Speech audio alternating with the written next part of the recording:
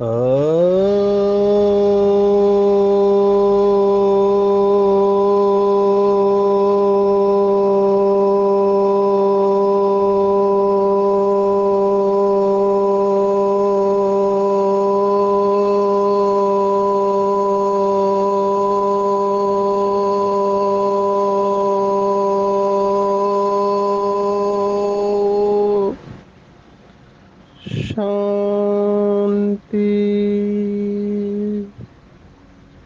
आज 4 मई 2023 भारत में सद्गुरुवार है। Today is 4th May 2023 and it's Thursday in Bharat. आज की मुरली का जादुई रहस्य स्वयं को प्रेरणा देने के लिए magical secrets of today's Murli for motivating the self. आज की पूरी मुरली साकार मुरली बाबा पवित्रता की गहराई में हमको लेके जा रहा है, रॉयल्टी की गहराई बता रहा है। जो जैसा होता है वैसा दूसरों को बनाता है। अंग्रेजी में कहावत है, tell me the company of the person you are in and I will tell you what sort of person you are. माना आप दिन भर में कौन से व्यक्ति के साथ में रहते हो, अगर हमें पता चला तो आपके व्यक्तित्व के बारे में अंदाजा लगाया जा सकता है। Company decides the person makes the person, संगति संग दोषः ऐसे कहा गया है। यहाँ पर सूक्ष्म बात है कि मन और बुद्धि का संग हमारा दिन भर किसके साथ होता है। आज बाबा ने वो गुह्य बात कही है जो शास्त्रवादी भी समझते हैं और नंबरवार उस स्टेज पर पहुंचते हैं। मुझे याद आ रहा है 2000 साल की बात है। आज से 23 साल पहले दिल्ली से कलकत्ता एक कैंपेन चला था, all India campaign against tobacco. माना अखिल भारतीय तंबाकू निषेध अभियान था। 2 रैली थी, दिल्ली से हैदराबाद और दिल्ली से कलकत्ता। तो दिल्ली से कलकत्ता के कैंपेन में हम थे। रैली पहुंची थी बनारस, काशी। वहाँ पर ड्रामा प्लान अनुसार तबीयत थोड़ी सी नरम हो गई तो रेस्ट कर रहे थे। तभी वहाँ ऑस्ट्रेलिया के भाई बहन आए जिनको बनारस के महंतों का या मठाधिपतियों का इंटरव्यू लेना था। भारत के कल्चर के बारे में बीके थे, तो वहाँ पे ट्रांसलेटर नहीं था, मुझे लेकर गए। तो कटिंग शॉर्ट स्टोरी, वहाँ का बहुत प्रचलित मठ है जिसके अंदर हम गए। तो वहाँ के जो मुख्य मठाधिपति थे सब लोग उनके पैर छू रहे थे। तो हमारी जो निमित्त भाई है वहाँ के, उन्होंने कहा हमको भी थोड़ा झुकना पड़ेगा। तो हम सब ने उनको झुककर नमस्कार किया। तो डबल फॉरेनर्स भाई ने ये सब ऑब्जर्व किया। कैमरा सेट होने के बाद में जब वो मठाधिपति बैठे तब इन्होंने अंग्रेजी में प्रश्न पूछा जिसका भाषांतर मुझे करना था। और उस भाई ने पहला ही प्रश्न पूछा जो मुझे बहुत ऑकवर्ड फील किया। वो भाई ने पहला प्रश्न पूछा था कि ये सब आपके भक्त फॉलोअर्स आपके पैर छू रहे थे, तो आपको अहंकार आता था क्या, आता है क्या? तो वो मठाधिपति मुस्कुराने लगे। उन्होंने बहुत अच्छा जवाब दिया। उन्होंने कहा शुरुआत में अच्छा लगता है, फिर पता चलता है कि इससे अहंकार बढ़ता है और ये सब लोग अपना अहंकार विसर्जित करने के लिए मेरे पास आए। मैं अपना अहंकार कहाँ विसर्जित करूं? तो बाद में हम इसके परे चले जाते हैं। बाबा हाईएस्ट अथॉरिटी है, बेहद का बाप टीचर सदगुरु है, टीचर का टीचर है, बापों का बाप है, गुरुओं का गुरु है। लेकिन कितना नम्रता का गुण है। अगर बाबा के बच्चों को बाबा से प्यार है, तो जैसे कल की मुरली में कहा था बाबा ने कि बाबा गुणों का सागर है, तो उससे शिफ्टे माना गुण उठाने चाहिए। और अगर कोई एक गुण आपको उठाना है तो ये निरंकारिता का गुण उठा लेना चाहिए बाबा से, बहुत फायदे में रहेंगे। हम कई दिनों से मुरली में सुन रहे हैं सभी विकारों का राजा बाबा ने अशुद्ध अहंकार कहा हुआ है। अंग्रेजी में कहते हैं ego is the root cause of suffering. और ईगो का वार ऐसा होता है कि पता ही नहीं चलता है कि ईगो का वार है ये, और उसमें पेचीदा माना कॉम्प्लेक्सिटी है ये। सबसे खतरनाक दुश्मन वो होता है जो दोस्त के रूप में आता है, उसको सबसे खतरनाक कहते हैं। जैसे भारत में हम नशा मुक्ति की सेवा करते, तो तंबाकू दोस्त के रूप में आया हुआ है, तो उसे निकालना बहुत मुश्किल है। हर साल मैं देख रहा हूँ आंकड़े बढ़ते जा रहे हैं तंबाकू के वजह से मृत्यु के। मैं जब इस फील्ड में आया तो उस समय 8 लाख लोग मरते थे, अभी 13.5 lakh, in spite of all the advances. तो खतरनाक दुश्मन वो होता है जो वार करता है और पता ही नहीं चलता। और अहंकार एक ऐसा दुश्मन है मनुष्य का कि वार करता है और पता ही नहीं चलता है कि अहंकार है।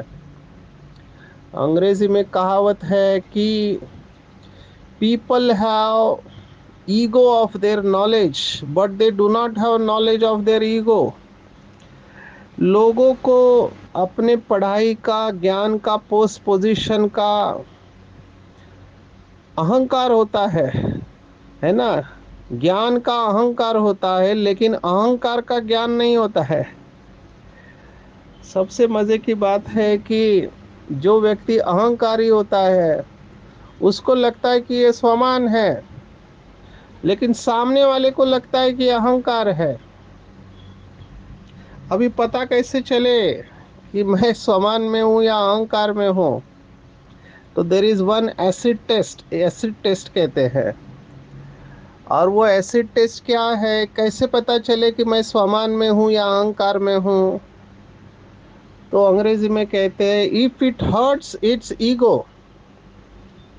बाबा ने भी मुरलियों में कहा है अभिमान माना अपमान की फीलिंग, स्वमान माना अपमान की फीलिंग नहीं आएगी, रहम की फीलिंग आएगी। ये एक एसिड टेस्ट है जिससे हम चेक कर सकते हैं। तो चेक करेंगे कि क्या मैं बाप समान निरंकारी बना हूँ। कल के मुरली में बाबा ने कहा था मैं तो गुलाम हूँ बच्चों का, देखो कितना नम्रता का गुण है।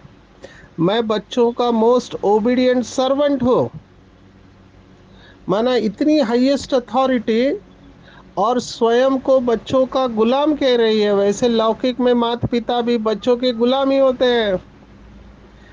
छोटे बच्चे होते हैं कुछ महीनों के, तो लोग कहते हैं कि they are dependent on parents, छोटे बच्चे माता पिता के ऊपर अवलंबित होते हैं। लेकिन देखा जाए तो उल्टा होता है, माता पिता को अपना शेड्यूल उनके अनुसार बनाना पड़ता है। तो माँ बाप अपने बच्चे को बड़ा करने में कितना मेहनत करते हैं, कितनी सेवा करते हैं अपने बच्चों की। तो ये तो रहम का सागर, दया का सागर, प्यार का सागर है। और कितना नम्रता का गुण है, कहता है मैं बच्चों का मोस्ट ओबीडियंट सर्वेंट हूँ। आज ये भाव बाबा ने मुरली में लाया है कि जो बड़े लोग होते हैं, बाबा ने आज एक ऐसा शब्द इस्तेमाल किया है जो आपको डिक्शनरी में नहीं मिलेगा। शायद प्रोनाउंसिएशन में कुछ गड़बड़ है। मेंटोकर्जीन ऐसे शब्द बाबा ने आज इस्तेमाल किया है। अभी आप मेंटोकर्जीन गूगल में डालोगे तो आपको कुछ नहीं मिलेगा, लेकिन हम भाव को समझ सकते हैं, शब्दों को नहीं पकड़ना है। जैसे बाबा कहता है काशी कलवट, अभी कलवट शब्द नहीं है, वो करवत है। करवत से जो काटा जाता है, कारपेंटर के पास करवत होता है, लेकिन प्रोनाउंसिएशन से कलवट कहते हैं। ऐसे आज के मुरली में शब्द आया है कि जो बड़े लोग होते हैं वो नीचे जब साइन करते हैं तो लिखते हैं मेंटो कर जीन, अपने को लॉर्ड कभी नहीं लिखते। और यहाँ पर बाबा ने कहा भारत में श्री श्री लक्ष्मी नारायण श्री फलाना ऐसे लिखते हैं, तो श्री माना श्रेष्ठ। लेकिन क्या हम इतने श्रेष्ठ है जो श्री लिखे? बाबा ने कहा श्री शब्द केवल देवताओं के साथ ही जाता है, लेकिन भारत में ये परंपरा है श्री श्रीमान और श्रीमती लिखते हैं, तो श्री माना श्रेष्ठ। तो श्रेष्ठ कौन है? तो केवल देवता ही श्रेष्ठ है, और डबल श्री केवल परमात्मा को जा सकता है, लेकिन यहाँ के गुरु लोग भी श्री श्री 108 लिखते हैं। तो बाबा ने कहा श्री शब्द देवताओं के साथ जाता है, क्योंकि श्रेष्ठ केवल देवताएं हैं। क्यों? क्योंकि उनका शरीर और आत्मा दोनों पवित्र है, खुशबू निकलती है, खुशबूदार फूल है, विकारों की अविद्या है, इसलिए वो श्रेष्ठ है। वहाँ कोई बीमारी होती नहीं, कुछ नहीं होता है, दुख का नाम निशान नहीं है, इसलिए वो श्रेष्ठ है। तो उनको हार पहनते हैं तो बहुत अच्छी बात है, लेकिन बाबा ने कहा न मुझे हार पहनाना है, न ब्रह्मा को हार पहनाना है। देखो बाबा कितना हमको देही अभिमानी बनाता है। अब ये बहुत सूक्ष्म बात है, पकड़ने वाला पकड़े। जब हार पहनते हैं तो आप कितना भी कुछ कहो, अंदर से अहंकार का पुष्टिकरण होता ही है, बढ़ता है। मैंने देखा है साउथ में, खास करके भारत में बड़ा बड़ा हार पहनाते हैं। मैंने भी इसका अनुभव किया। अभी हाइट 5 फुट की है, इनका हार ही 7 फीट का होता है, कितने किलो का होता है। जब स्टेज पे मैं शिविर ले रहा था बीदर में, कर्नाटक में, 1000-2000 लोग शिविर को आते थे, तो वो हार पहनाते हैं, भावना है ये। तो बाबा ने कहा संगम युग पर आपको हार नहीं पहनना है, क्योंकि हार केवल पवित्र को पहनाया जाता है, और बाबा को तो बिल्कुल ही नहीं पहनाना है। क्यों? बाबा ने कहा क्योंकि ना मैं पावन बनता हूँ ना पतित बनता हूँ, मैं हमेशा एवर प्योर हूँ, तो हार पहनने का प्रश्न ही नहीं आता है। दूसरी बात, मेरा शरीर ही नहीं, तो आप हार किसको पहनाओगे? बाबा जिस आत्मा को मुरली में याद करता है, संत ज्ञानेश्वर, उन्होंने अपनी रचनाओं में लिखा है बहुत सुंदर। निराकार की बात आ जाई है तो संत ज्ञानेश्वर शैव संप्रदाय के थे, तो निराकार को मानते थे। तो उन्होंने वर्णन में लिखा है कि पाया पडू गेले तव पाऊलची न दिसे, समोर की पाठी मोरा तेची न कळे। माना इसका भाव ये है, संत ज्ञानेश्वर कहते हैं कि जब मैं उनके पैर पड़ने गया तो मुझे पैर ही दिखाई नहीं दिए, क्योंकि उनके पैर ही नहीं है, आगे है कि पीछे ये भी पता नहीं चलता था। ये निराकार का वर्णन है जो संत ज्ञानेश्वर ने कहा। बाबा ने भी मुरली में इसको याद किया है कि आप मेरे पैर पड़ ही नहीं सकते हैं, चरणों का अमृत आप कहाँ से पिएंगे, क्योंकि मेरा तो पैर ही नहीं है। इवन ब्रह्मा बाप ने भी ये सभी कभी करने नहीं दिया, अपने पैरों को दबाने को दिया नहीं, सेवा ली नहीं है। ऐसे निर्वेर भाई हमको कहते थे कि वो बाबा के पास बैठते थे, पैर दबाने की कोशिश तो बाबा पैर खींच लेते थे। तो बाबा ने क्या ग्रेट एग्जाम्पल सेट किया है। देखो ब्रह्मा की महिमा कम नहीं है। ब्रह्मा फर्स्ट मैन या न्यू मैन, क्योंकि आज ओल्ड दुनिया, नई दुनिया, पुरानी दुनिया ये शब्द आए हैं, तो new man, first man. New man तो श्री कृष्ण है, लेकिन फर्स्ट मैन ब्रह्मा है, आदम है, एडम है। उसकी महिमा कम नहीं है, क्योंकि उसके हाथ में भी शास्त्र है और ब्रह्मा की मत भी मशहूर है। लेकिन फिर भी बाबा ने कहा उसके अंदर बुद्धि नहीं जानी चाहिए, क्योंकि ब्रह्मा पतित पावन नहीं है, ना ही मम्मा पतित पावन है। हमको इंस्पिरेशन जरूर लेना चाहिए उनसे, लेकिन याद केवल शिव बाबा को करना है। ये बाबा को क्यों करना पड़ा? क्योंकि बहुत सारे बच्चे ब्रह्मा को ही भगवान समझने लगे थे। क्योंकि सब कुछ दिखाई देता था तो बाबा में ही दिखाई देता था, तो समझ सकते हैं कि ब्रह्मा में कितनी आकर्षण रही होगी। रोल मॉडल थे, हम सब बच्चों के लिए रोल मॉडल थे, हैं और रहेंगे। लेकिन आज बाबा ने स्पष्ट कहा, यह सारा काम शिव बाबा का है, उनको ही याद करो। इन ब्रह्मा से भी मीठा वो शिव बाबा है। देखने में तो ब्रह्मा का रथ देखने में आता है, परंतु याद शिव बाबा को करना है, क्योंकि शिव बाबा ही कौड़ी से हीरा, काले से पवित्र बना रहा है। तो दादा को याद नहीं करना है, ब्रह्मा बाप को। इसी को थोड़ा हम बढ़ाते जाएंगे। अभी मैं देख रहा हूँ जो पीछे आने वाली आत्माएं हैं, जो अंदर से बैटरी कमजोर है, जिनके अंदर शक्ति नहीं है कि बाबा के साथ डायरेक्ट जुड़े। जैसे भक्त होते हैं, वो डायरेक्ट शिव बाबा से नहीं जुड़ते, वाया वाया जाते हैं। हनुमान को याद करते हैं, हनुमान राम को याद करता है, राम शिव को याद करता है, रामेश्वर को। तो भक्त इनडायरेक्ट जाते हैं। यहाँ पर भी बाबा के कई बच्चे डायरेक्ट शिव बाबा के साथ योग लगा नहीं पाते हैं, तो दादा दीदी को पकड़ने लगते हैं, उनसे प्रभावित होते हैं। एक जन्म हमको मिला है डायरेक्ट शिव बाबा से प्राप्ति करने का, तो गांठ बांध ले हम।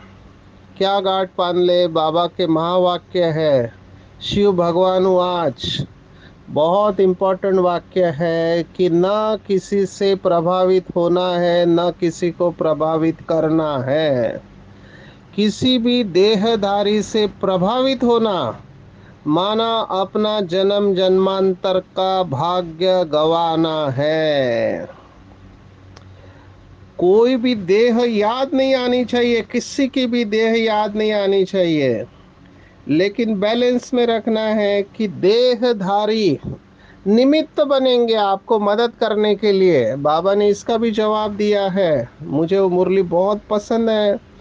बाबा ने कहा 82 की मुरली में कि फलाने का क्लास अच्छा लगता है, उनकी बातें अच्छी लगती है, हर वक्त वही चाहिए, तो बाप किधर गया? क्या बाप को परमधाम निवासी बना दिया? ये भगवान आज है। बाबा के शब्द ये क्यों निकले? क्योंकि कई आत्माएं देहधारी में फंस जाती है। तो हमको किसी भी देहदारी में संगम युग पर फंसना नहीं है। अगर किसी देहदारी से हमको मदद मिलती है किसी भी प्रकार की, तो पहले शुक्रिया बाबा को करना चाहिए कि शुक्रिया बाबा जो आपने मदद की, क्योंकि करने वाला मदद बाबा ही है। किसी न किसी के द्वारा आपको मदद करेगा, क्योंकि यज्ञ को बाबा चला रहा है, हम सबको बाबा चला रहा है। तो कनेक्शन बाबा के साथ होना चाहिए। हाँ, सहयोग ज़रूर लेना पड़ता है, देहदारियों के सहयोग, क्योंकि आप अकेले नहीं हैं इस दुनिया में। तो मदद तो लेनी है, उसके लिए कृतज्ञ भी बनना है, नथिंग रॉन्ग। क्योंकि उस आत्मा की भी कमाल होती है कि बाबा से वो ऐसी शक्ति खींचते हैं, जिसको बाबा ने शब्द इस्तेमाल किया, वरदानी आत्माएं होती है ये। वरदानी हमने देखा, दानी, महादानी, वरदानी, 3 शब्द देखे। एक शक्तियों का सहयोग देने वाले, माना जिनकी बातें सुनकर आपको शक्तिशाली अनुभव होता है, वो आपको शक्तियों का सहयोग देते। एक होते हैं मार्गदर्शन करने वाले महादानी, और एक होते मार्ग बताने वाले। तो एनर्जी कम होते जाती है, तो वरदानी आत्माएं सचमुच में बाप समान सर्व गुणों में संपन्न शक्तिशाली होते हैं। तो उनके प्रति दिल से दुआएं निकलती है। जैसे हमारी दादियाँ हैं, इन्होंने बाबा से शक्तियाँ खींच ली। बाबा कहता था कि दादियों ने सागर को गागर में समा लिया। तो ये बहुत बड़ी बात है इन आत्माओं की। पर फिर भी हम इनको याद नहीं करते, हम याद शिव बाबा को करते हैं, इनको धन्यवाद देते हैं। ये डेलिकेट बैलेंस हमको करना है। और अगर कोई देहदारी से प्रभावित होता है उनकी बातों से, तो बाबा ने कहा आपने लोहे की जंजीर काट दी, लेकिन सोने की जंजीर में आप फंस गए। क्योंकि कोई भी धागा, रस्सी या धागा, बड़ा मोटा छोटा, आपको उड़ने नहीं देगा, अंतिम समय में वो आत्मा याद आएगी। तो बाबा देखो हमको कितना नष्टोमोहा बना रहा है। जबकि ब्रह्मा बाप में ही शिव बाबा है, फिर भी बाबा कहता है कि ब्रह्मा को याद नहीं करो। माना ब्रह्मा में भी बुद्धि नहीं जानी चाहिए। कितना टफ पेपर रहा होगा। जिन्होंने साकार ब्रह्मा बाप और मम्मा की पालना नहीं, इतनी जबरदस्त आत्माएं हैं जिनका गायन है ब्रह्मा और सरस्वती, उनमें बुद्धि नहीं जाए, जबकि सभी कुछ पालना उनसे ही मिल रही है। बाबा ने मुरली में भी इनकी महिमा की है कि मदर फादर को फॉलो करना है, लेकिन याद शिव बाबा को ही करना है। अब ये बहुत टफ है, लेकिन यही करना पड़ेगा, और कोई रास्ता नहीं है, क्योंकि पतित पावन केवल शिव बाबा है। तो आज का पूरा मुरली का टेक होम यही है कि कभी भी जिस्म को याद नहीं करना है, सुप्रीम शिव बाबा को याद करना। जैसे ही ये हो जाता है तो फिर बाकी की सब बातें, ऐसे कहते हैं everything fall it's in place, बाकी सब अपने आप होने लगता है। तो जैसे ही हम निराकारी अवस्था में जाते हैं, जो कि टफ है। मुझे कई लोग प्रश्न पूछा किसी ने कि आदि शंकराचार्य, अभी वो ब्रह्म को मानते थे, उन्होंने कहा ब्रह्मम सत्यम जगन मिथ्या, निराकार। तो उन्होंने साकार देवी देवताओं की महिमा क्यों की? ये संत ज्ञानेश्वर जिनकी हमने बात कही, उन्होंने भी श्री कृष्ण की बहुत महिमा की। कानड़ाऊ विठ्ठलू, तो कानड़ा विठ्ठलू कहा है उसको। और ये बहुत फेमस रचना है। स्वयं भारत रत्न लता मंगेशकर ने इन रचनाओं को संत ज्ञानेश्वर के अजरामर कर दिया है। महाराष्ट्र में हर एक के मुख के ऊपर होती है ये रचनाएं। लेकिन इन्होंने भी साकार की महिमा बहुत की है, जबकि वो स्वयं निराकार को मानने वाले थे। तो ऐसा क्यों है, ये प्रश्न है, और बहुत अच्छा प्रश्न है। तो ये दो शब्द है भक्ति मार्ग के है, निराकार और साकार। किसी ने कहा सगुण साकार और निर्गुण निराकार। बहुत कन्फ्यूजन वाले शब्द है, हम उसमें नहीं जाए। सिंपल उसका भाव ये है कि जिसका आकार ही नहीं है उसको याद करना बहुत मुश्किल है, और जिसका आकार है उसको याद करना सहज है। जैसे कई बाबा के बच्चे दीदी दीदी करते रहते हैं, दीदी भी कहती है मेरे पीछे क्यों पड़े हो, शिव बाबा को याद करो। तो कहते हैं दीदी आपका हाथ पकड़ते पकड़ते हम शिव बाबा के पास पहुंच जाएंगे। तो यहाँ से ही ये शुरुआत हुआ है। हम सब बाबा के बच्चे कल्प वृक्ष की जड़ में हैं। तो हम जो कुछ भी करते हैं भक्ति मार्ग में उसका यादगार बनता है। बाबा ने ये कहा हुआ है कनेक्शन। एक मुरली में बाबा ने कहा था कि अगर यहाँ पर बच्चों की बुद्धि भटकेगी तो द्वापर में भक्तों के पैर भटकेंगे। देखो कितना कनेक्शन, माना हमारी बुद्धि का भटकना, वहां पे पैर भटकना, क्योंकि बुद्धि पैर को लेके जाती है। जो शराब पीने वाले हैं उनकी बुद्धि शराब के दुकान तक लेके जाती है उनको। जो नॉनवेज खाने वाले हैं उनको नॉनवेज खाने की तरफ, दुकान की तरफ लेके जाती है। जिनको सिनेमा देखना है वो सिनेमा थिएटर तक बुद्धि ही लेके जाती है। तो पैरों को लेके जाने वाली बुद्धि है, तो कनेक्शन क्लियर है।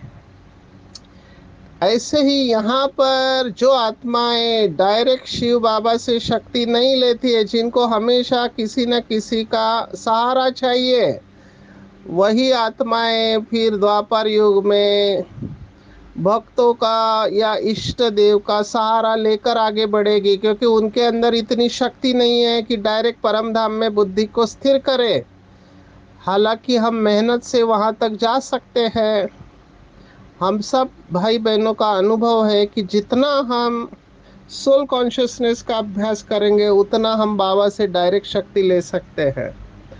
तो बाबा ने कहा फूल हार स्वीकार नहीं करना, इसका भाव भी समझना है। नहीं तो कई लोग शब्द को पकड़ के चलते हैं, शब्द को नहीं पकड़ना है, इसका सूक्ष्म भाव समझ लो।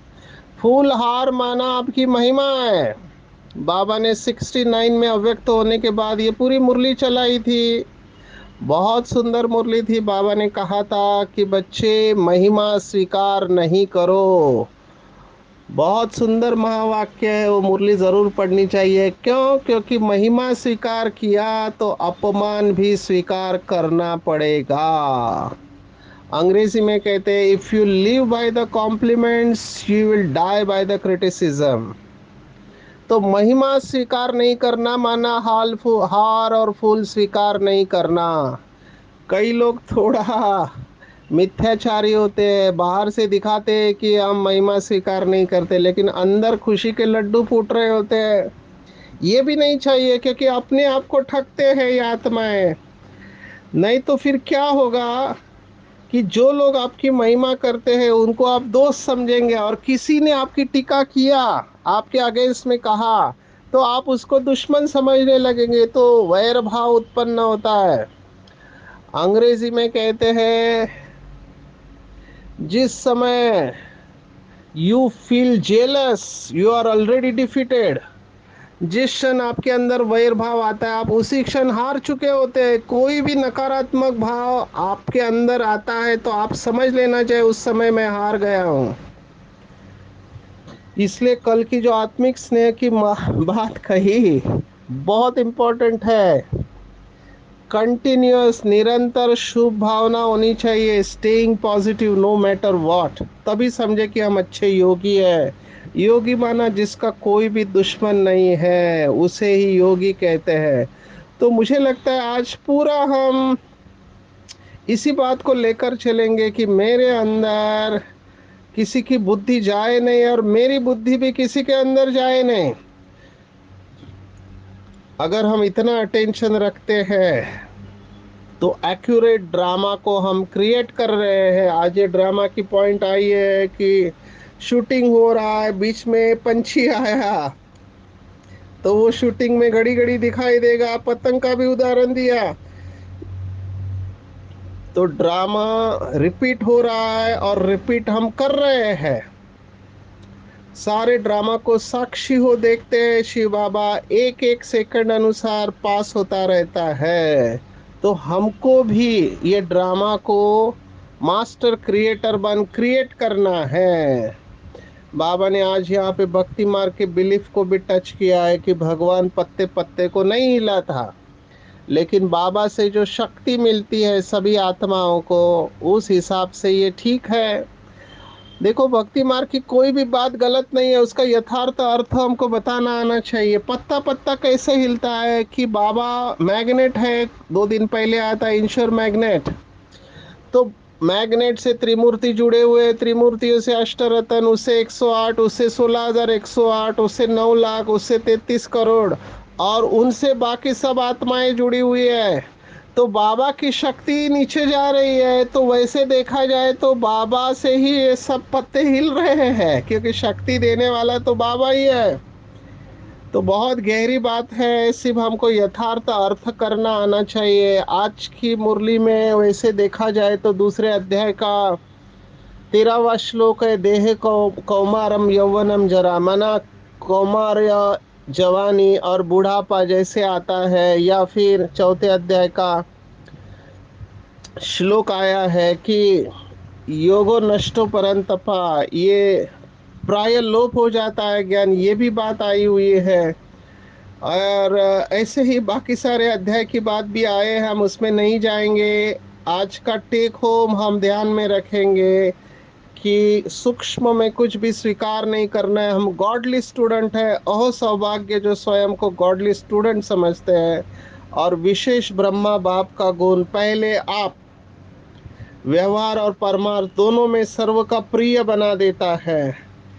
तो सफलता अगर चाहिए तो इस गुण में फॉलो फादर करो, यही सफलता प्राप्त करने की विधि है। दूसरों को आगे रखो। कई लोगों को इनसिक्योरिटी रहती है दूसरे जब आगे जाते हैं।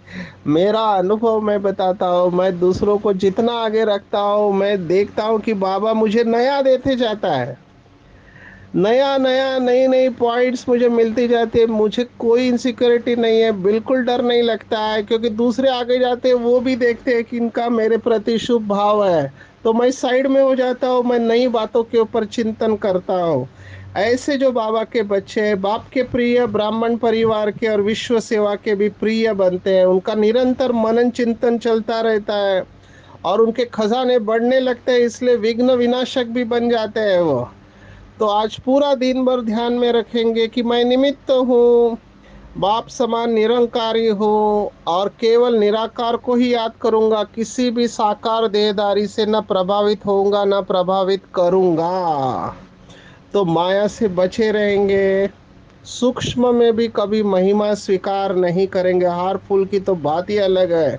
बाप समान हम भी मास्टर ओबीडिएंट बने, सबको मर्यादा में रहते हुए सुख दे और सुख ले, तो बाप समान संपन्न और संपूर्ण बन जाएंगे। अच्छा, ओम शांति।